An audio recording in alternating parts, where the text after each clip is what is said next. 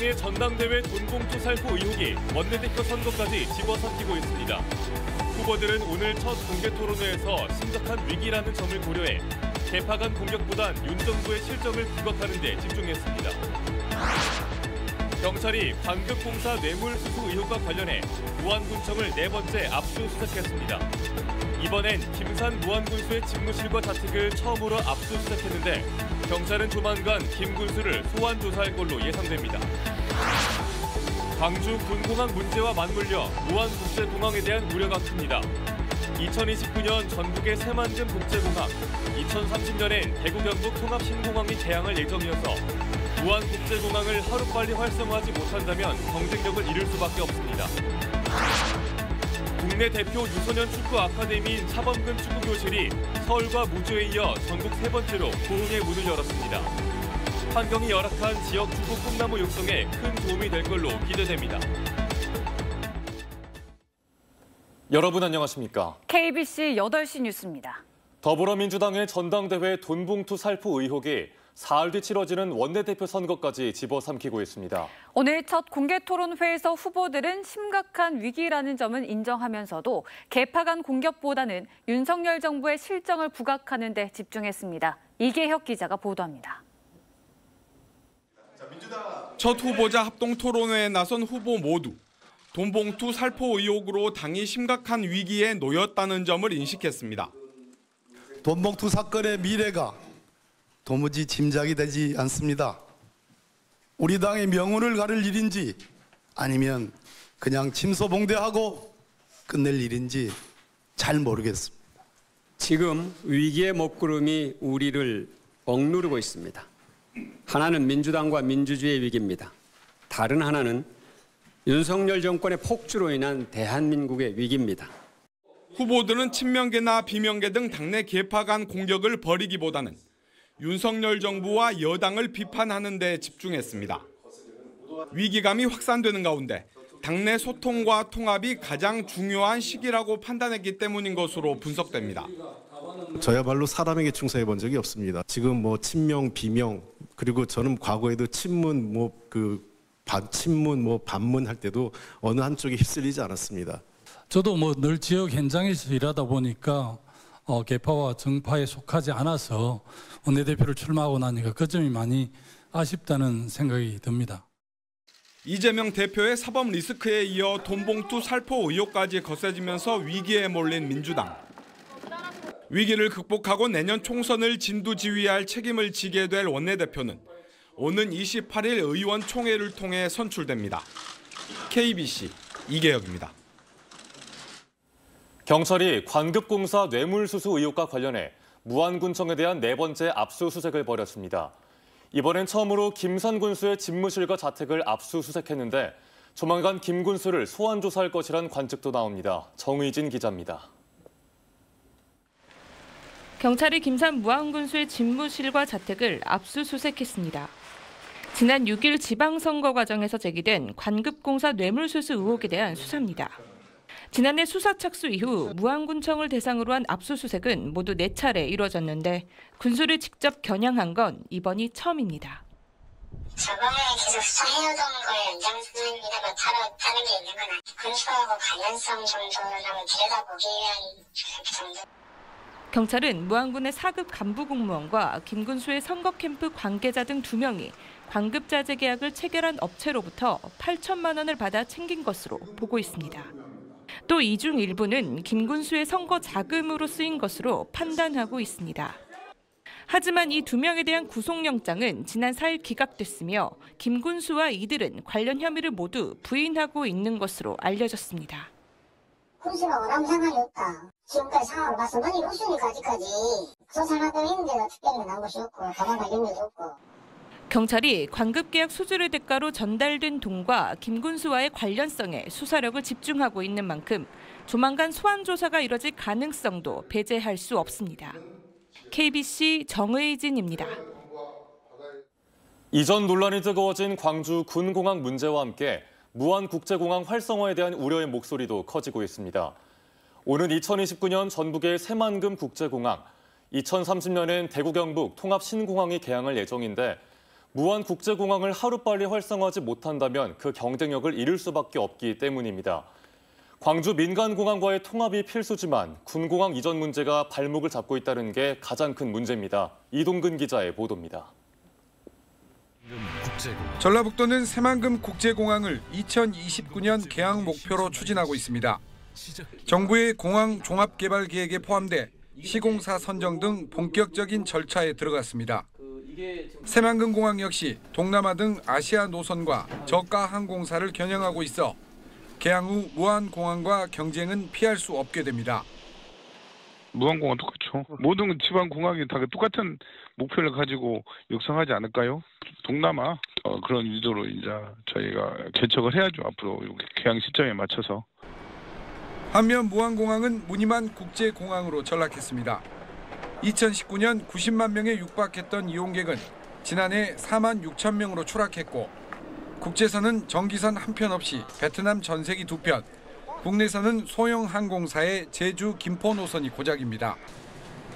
무안공항 활성화를 위해 김영록 전남도지사가 직접 해외 세일즈를 나서며 동분서주하고 있지만 결국 해법은 광주 민간공항과의 통합입니다. 하지만 광주 민간공항은 군공항 이전과 미묘하게 맞물려 시도 간 갈등이 이어지고 있습니다. 특별법 통과로 군공항 이전에 속도가 붙으면서 민간공항 이전도 첨예한 문제로 떠올랐습니다.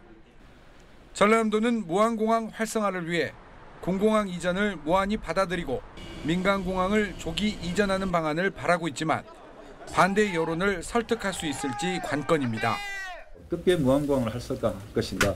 우리가 군공항 문제를 꼭 아니라고만 하고 무조건 거부하는 것보다는 이제 군공항이 오면서 불편한 점이 뭐이고 또 우리에게 좋은 점이 뭐인지 정확히 좀 이제 따져보고.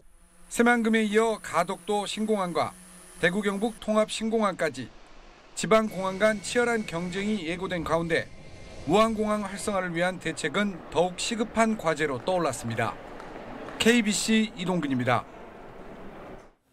김영록 전남지사가 광주 군공항 이전 문제 해결을 위해선 가장 우려하는 생활소음과 제일 바라는 지역 발전 등을 모두 충족하는 대책을 근거로 판단해야 한다고 강조했습니다. 김 지사는 도청에서 열린 실국정책회의에서 광주 군공항 이전 문제가 해결되지 않으면 지역 발전에 걸림돌이 될 것이므로 광주 현안으로만 생각하지 말고 전남의 문제라는 인식하에 적극 나서야 한다고 말한 뒤 생활소음은 일부 왜곡 과정된 부분이 있는 만큼 정확한 정보를 도민에게 적극 알리라고 주문했습니다. 앞으로 연매출 30억 이상의 하나로마트나 병원, 편의점이나 식당 등에서 지역사랑 상품권을 쓸 수 없게 됐습니다. 행정안전부는 영세 소상공인을 지원하는 지역화폐의 발행 취지에 맞게 오늘 5월부터 지역사랑 상품권 가맹점 등록을 연매출 30억 원 이하 매장으로 제한하라고 각 시도에 통보했습니다. 광주의 경우 6만여 가맹점 가운데 3.5%에 해당하는 2,100여 곳이 연 30억 원 이상의 매출을 올리고 있는 것으로 집계됐지만 해당 매장에서의 상생카드 매출액이 전체 상생카드 이용액의 25%를 차지하는 것으로 추산되고 있습니다. 고령인구 비율이 높은 전남에 LH가 처음으로 고령자 맞춤형으로 설계된 고령자 복지주택을 건립했습니다. 입주가 마무리되는 오는 6월부터는 사회복지 프로그램도 운영해 주거와 돌봄, 복지 서비스를 함께 제공할 계획입니다. 정경원 기자입니다. 새집이 소파 등 각종 살림살이로 채워집니다. 이웃들과 함께 짐을 실어 나른 입주민들은 이삿짐 정리에 여념이 없습니다. 영암에 세워진 LH의 고령자 복지주택에 입주가 시작됐습니다. 처음부터 고령자를 위한 시설로 설계된 만큼 곳곳에 안전 손잡이가 설치됐고 문은 휠체어 이용자도 편리하게 사용할 수 있도록 미닫이로 만들어졌습니다. 집 안에 들어온 입주민이 8시간 이상 움직임이 없으면 곧바로 관리사무소와 간호사실로 연결되는 동작 감지기도 갖췄습니다. 1, 2층에는 시니어 클럽과 공동식당, 치매 전담형 주간보호센터 등이 마련돼 입주가 끝나는 오는 6월부터 운영될 예정입니다. 누가 이제 선할 사람이 형님 이제 이래저래갖고 거기 식당도 들어온답다. 노인 운동할 수 있는 시설을 갖춘다는 얘기를 듣고 더 염두에 뒀어요. 전체 100세대, 26제곱미터와 36제곱미터 2개 타입의 고령자 복지주택은 보증금 200~300만 원, 월세 5만 원 정도의 저렴한 비용으로 거주할 수 있습니다. 관리비도 인근 임대주택과 공동관리를 통해 5만 원 수준으로 크게 낮췄습니다. 우리 공사는 전남 같은 경우에 고령자 인구 비율이 전국에서 가장 높다 보니까 지자체하고 협력해서 관련 사업 적극 지원을 통해서 지역 어르신들 정주 요건 개선에 노력을 다하겠습니다. LH는 전남의 고령 인구 비율이 25%를 웃도는 전국 최고 수준인 점을 고려해 완도 등의 고령자 복지주택 추가 건립을 추진하고 있습니다. KBC 정경원입니다. 국내 대표 유소년 축구 아카데미인 차범근 축구교실이 서울과 무주에 이어 전국에서 3번째로 고흥의 문을 열었습니다. 환경이 열악한 지역 축구 꿈나무 역성에 큰 도움이 될 것으로 기대됩니다. 박승현 기자가 취재했습니다. 손흥민 선수가 소속된 토트넘 축구단 훈련 코치가 고흥 지역 어린 학생들에게 공 다루는 법을 알려줍니다. 차범근 전 축구대표팀 감독은 훈련 모습을 차분하게 지켜봅니다. 국내 유소년 축구 발전에 크게 이바지한 차범근 축구교실이 고흥의 문을 열었습니다.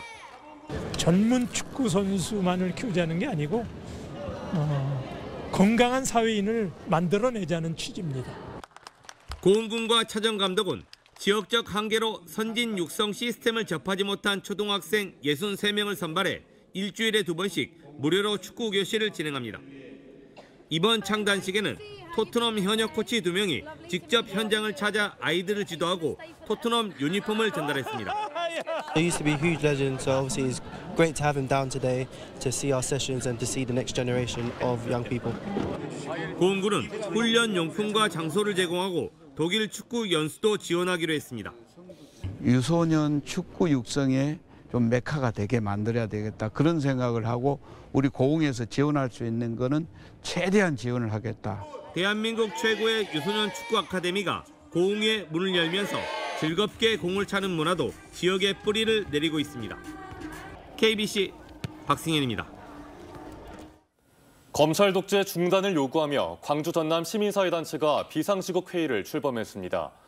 광주 전남 민주화운동 동지회와 광주 촛불행동 등 광주 전남 시민사회단체 10여 곳은 오늘 광주 전남 비상시국 회의 출범식을 갖고 정부를 향해 검찰 독재를 당장 멈추고 민생 실현을 최우선 과제로 해달라고 촉구했습니다.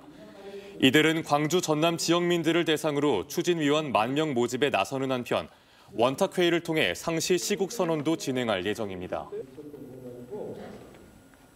지난 2월 광주에서 발생한 대규모 단수 사태로 피해를 본 38,000여 가구가 약 1억 원의 요금을 감면받았습니다.